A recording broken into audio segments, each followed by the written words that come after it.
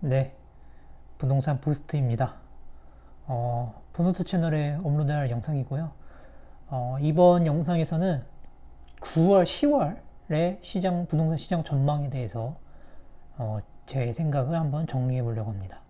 자, 먼저 7, 8월에 제가 전망했던 영상에서 공유드렸던 내용을 정리를 한번 해보자면 7, 8월 부동산 시장 핵심 정리 내용은 제가 그때 당시 거래량은 대충 총량제 관리랑 휴가철 영향으로 이제 단기간 조절 가능성이 높다고 이야기 드렸고 실제로 그렇게 나타났습니다.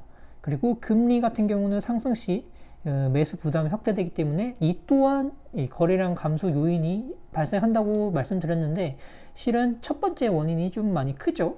그리고 전세는 전세 가격 상승과 이 매물 부족으로 계속 상승이 되면서 그 전세가 상승이 되면서 매매 수요로 전환된다 이렇게 계속 이야기 드렸는데 실제로 그 상급지도 그렇지만 좀 아래 좀 안 올랐던 지역들 키 맞추기 하고 있는 지역들에서 지금 따라서 올라오고 있는 분위기죠. 물론 거래량은 제 톡방에 있는 분들은 잘 아실 겁니다. 지금 어떤 상황인지. 그리고 보유세 강화로 인해서 좀 이 매물이 단기적으로 조정이 나온다고 말씀드렸는데 지금 실제로 시장에서도 나타나고 있습니다. 그래서 체크한 포인트는 그때 당시 제가 실거래량만 보지 말고 토화제 접수 건수랑 이런 대출 그 전세 상황을 전체적으로 같이 봐야 된다고 이야기 드렸었고 그 다음에 7, 8월에 오히려 이 조정이 올 때 매수 기회가 될 수 있다고 이야기 드렸었습니다. 그래서 한번 제가 그 영상에서는 제가 실거래 거래량만 보지 말라고 바로 시작 전에 바로 이야기 드렸었는데요. 지금 보면 이건 강남구네요. 잠깐만요. 자, 보시죠. 서울 전체를 보면 이미 지금 7월 달에 실거래 거래량은 6월 달 거래량을 넘어섰습니다. 오늘 8월 19일 날짜 기준으로요. 그렇게 그 당시에서는 이것만 언론이나 전문가들이 대부분 실거래가 거래량을 보고 판단하는 경향이 높다고 말씀드렸는데 그럼 휴가철에도 거래량이 증가가 나왔네? 이렇게 해석을 할 수도 있다고 말씀을 드리는 거죠.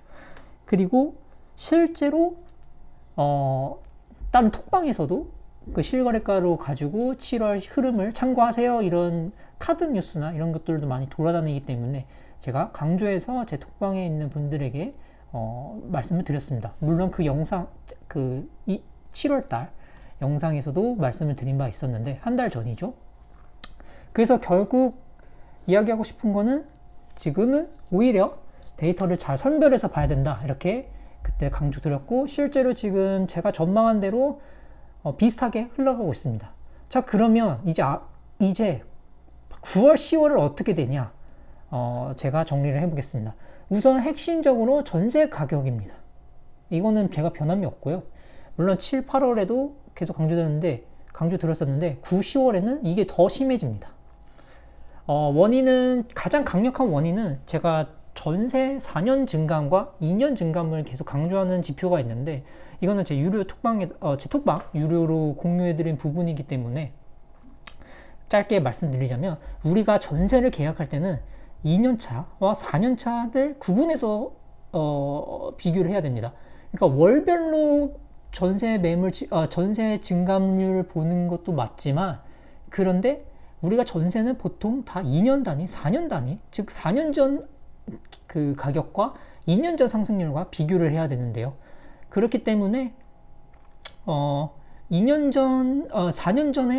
전에 만약에 2년 전 대비 전세 가격이 지금 시점에서 상승이 많이 나왔다. 그러면 그 사람은 갱신 요구권을 사용을 하겠죠. 반면 4년 전 대비 전세 증감률이 많이 높아졌다. 그런데 그 사람들은 지금 살고 있는 집에서 나가거나 아니면 추가로 돈을 더 내고 실제 시장에 가서 그 오물려진 가격으로 전세를 구해야겠죠. 그리고 또 여기서 추가적으로 세금 이슈 때문에 세법 이 개정 때문에 실제로 집주인들이 들어가는 형상으로 실거주 들어가는 형상으로 또 생기기 때문에 전세 매물은 좀 더 오히려 감소하고 추세입니다. 그러면 가격은 오히려 전세 가격은 부르는 데 값이 되겠죠. 그래서 이 종합적으로 봤을 때는 전세 가격이 오를 가능성이 매우 더 심해진다 이렇게 9월 달은 전망을 하고 있습니다. 그럼 왜 이 전세 가격을 계속 핵심적으로 9, 10월에 보냐? 우선 제가 전망을 했었는데 상급지는 이거는 이 뒤에 영상에서 이어서 말씀드리겠지만 제가 작년에 이 글을 쓴 적이 있습니다. 정확한 날짜가 11월 28일 날 서울 부동산 고점 나왔습니다 이렇게 썼어요. 그 이후에 자 이때 썼죠. 좀 가다가 고점 나왔죠. 물론 지금 상급지 기준이긴 하지만 거의 그 공점이 제가 상급지 위주로 딱 찍어서 말씀드렸습니다. 딱 이렇게 제가 이야기했던 대로 지금 흘러갔고, 근데 이거를 연결해서 말씀드리는 게 그 전세 가격인데요. 지금 이들 지역에서 입주 물량 영향도 있었지만 그 전세 가격이 뒤에 따라오지 않은 현상이 있었습니다. 그러니까 매매 가격만 주구장창 올랐죠. 그래서 상급지 같은 경우는 전세 가격이 지금 따라오는지 그거를 봐야 되는데 지금 몇몇 지역에서 전세 가격이 슬금슬금 올라오고 있습니다. 그래서 그게 전세 가격이 얼마나 상승하느냐에 따라서 그 거래량으로 이제 증가할 것으로 저는 생각을 들고, 그래서 지금 25년부터 상승률이 엄청 높게 나타났잖아요. 거의 상급지는 많게는 30%까지 올라오는 지역도 많고, 그게 이제 전세 가격이 뒤따라서 얼마나 움직이는지, 그리고 여기서 추가로 여기는 적성하지 않았지만 그 뒤에 이제 상급지가 먼저 올라갔으니 이 키 맞추기를 하잖아요.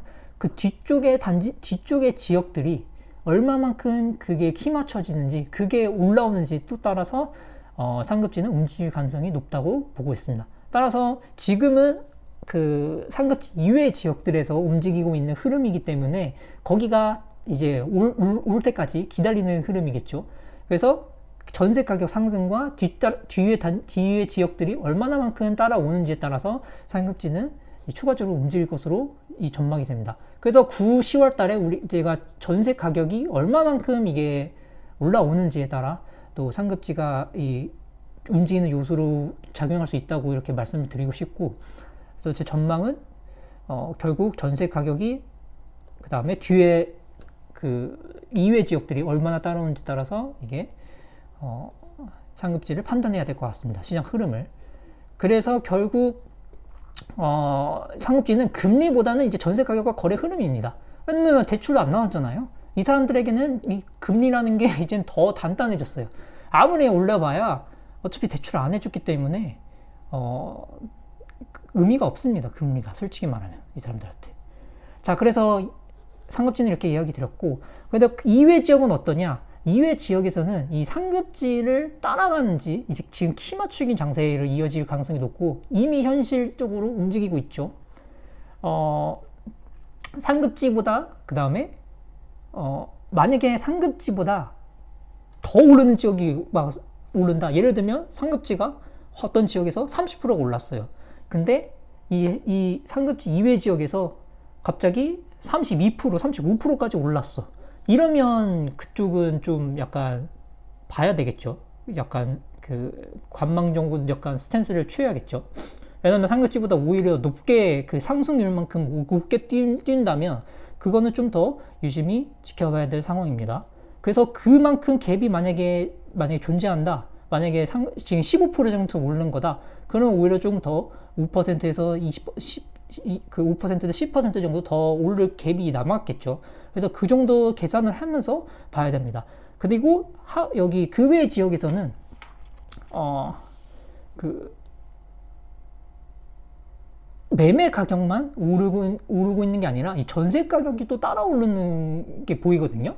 그래서 그것도 같이 전세 가격을 또 따라가는 거를 또 확인할 필요가 있습니다. 예를 하나 들어보자면 제가 예를 하나 들어보자면 여기 SK 북한산시티 좋다. SK 북한산시티에서 매매가가 갑자기 뛰었죠. 근데 전세 가격도 같이 이 어느 정도는 따라 올라오고 있긴 합니다. 근데 그 폭이 그렇게 많지는 않습니다. 그렇기 때문에 이 전세 가격이 얼마만큼 폭을 따라오는지, 기존에 이 정도 갭이 61%였는데 지금 확 벌어졌죠. 53%로. 이 갭이 얼마만큼 그 차이가 나는지 이것도 계산을 한번 할 필요가 있고, 그래서 전세 가격이 여기 또 따라오는지도 확인을 해야 됩니다. 이런 거. 근데 지금 보면 여기 또 한번 뛰었죠. 이렇게 전세 가격이. 근데 뭐 지금 이렇게 또 재계약 물건이 떠서 이렇게 나왔지만, 이런 식으로 이렇게 같이 뛰는 단지가 있습니다.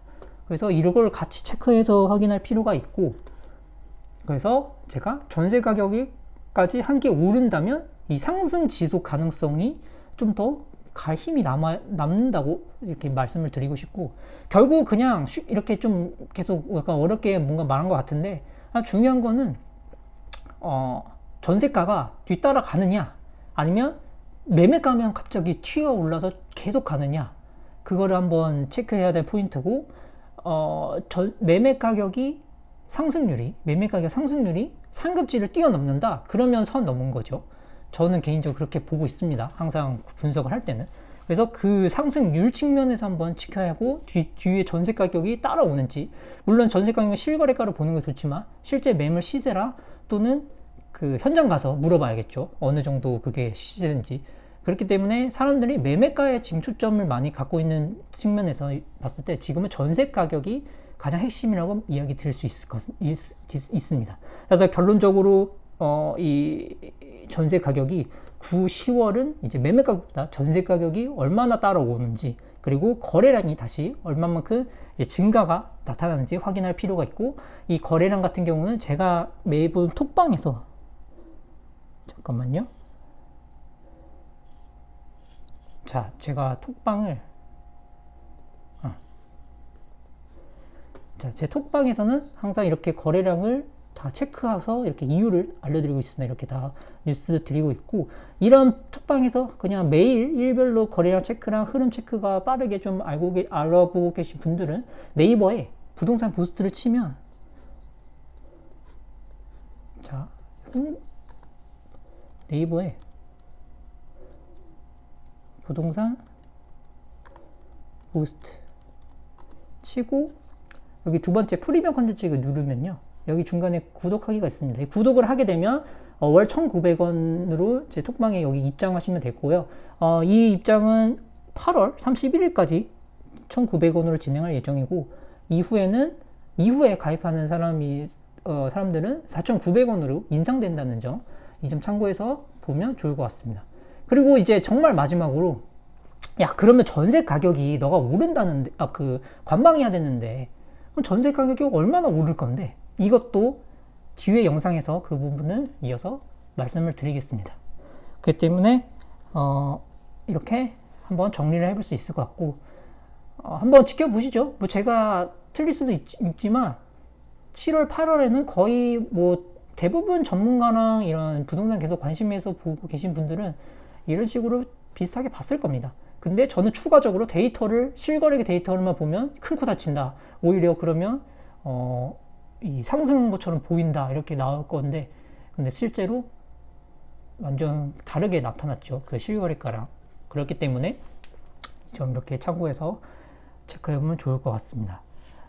그리고 제가 컨텐츠라기보다 제가 지금 이 과거에 쓴 글을 좀 점검할 필요가 많아요. 그러니까 맞았는지, 이게 신기하게도 맞아떨어진 게 많더라고요. 그렇기 때문에 그 부분도 제가 말씀드릴 게 많고, 이 글이 궁금하신 분들은 제가 여기 블로그에 오면 서울 부동산 고점 나왔다, 이것도 제가 썼지만 그래도 나름 잘 쓴 것 같기 때문에, 물론 환율 부분에서는 제 해석이 뭔가 틀린 걸 수도 있지만 어쨌든 한번 참고해서도 나쁘지 않는 글입니다. 어쨌든 이렇게 한번 이야기 드려봤습니다. 그러면 시장 보는데 이렇게 참고해서 봐주시면 좋을 것 같고, 그럼 저는 다음 영상에서 이어서 찾아뵙겠습니다. 소중한 시간 내주셔서 감사합니다.